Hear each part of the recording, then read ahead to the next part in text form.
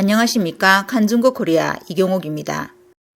최근 칸중국 논설위원 쩌롱은 중국인은 소위 말하는 전염병으로 비참하다는 기사를 실었습니다. 올해 2월 의사 장원홍은 최악의 날이 저물어 간다고 말했는데 물론 이 말은 바이러스에 대한 것이며 지금까지 중공은 방역을 이용해 중국인들의 피로가 극에 달하게 했다는 것입니다. 쩌롱은 그동안 흰 방역복을 입은 따바이에 대해 다소 말을 아꼈지만 사고가 발생한 구급차 안에 많은 따바이들이 타고 있는 것을 보고 내심 자업자득으로 여겼습니다. 하지만 구의자 우의 한 따바이가 무릎을 꿇고 사흘을 굶은 단지 사람들을 위해 도움을 청하는 것을 보고 그는 따바이든 아니든 공산당의 수중에 있으면 모두 부추일 뿐이다 라며 개탄을 금치 못했습니다. 올해 초 사람들은 해외에서 전염병이 점차 완화되는 것을 보고 모두 전염병이 곧 지나갈 것이라고 여겼지만 뜻대로 되지 않았습니다. 인터넷에 따르면 사천성의 장시성을 가진 남성이 4월에 상하이로 출장을 갔지만 호텔에 2달이나 갇혀 있다가 겨우 견디고 나와 하이난으로 긴장을 풀러갔습니다. 하지만 그곳에서 또다시 산야 봉쇄를 만나 청두로 가까스로 도망쳤는데 공교롭게도 청두도성을 봉쇄하기 시작했습니다. 이에 네티즌들은 남성을 3번 연속 봉쇄를 당했다 하여 당대 장상봉이라고 불렀습니다.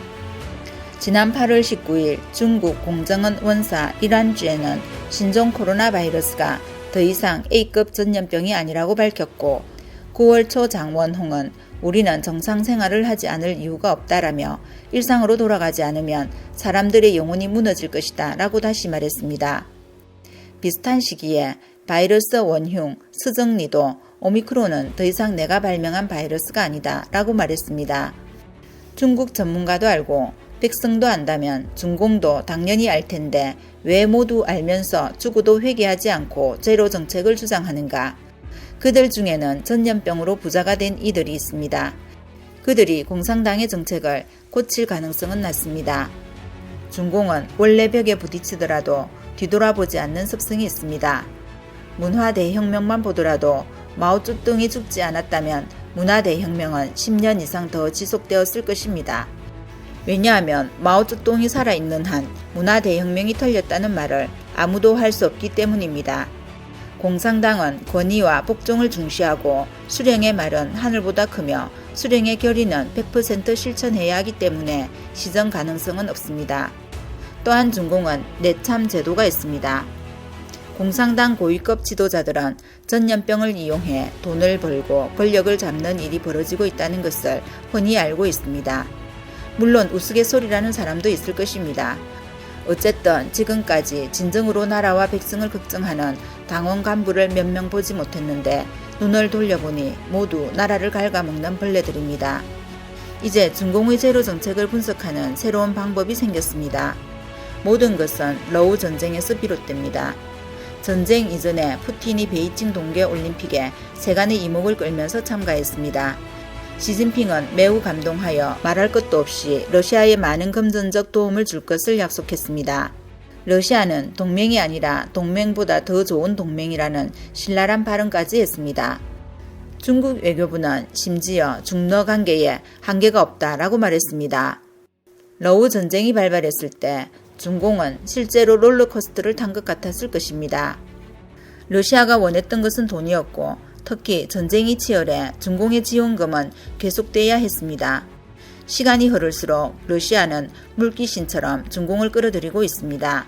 푸틴의 우크라이나 침공을 중공은 미리 알았을 것이고 물론 중공도 러시아가 이기면 방패막이로 삼아 중공을 향한 화살이 푸틴을 향할 것이라는 속셈으로 중공은 감히 중러 관계에 한계가 없다라고까지 강언했을 것입니다.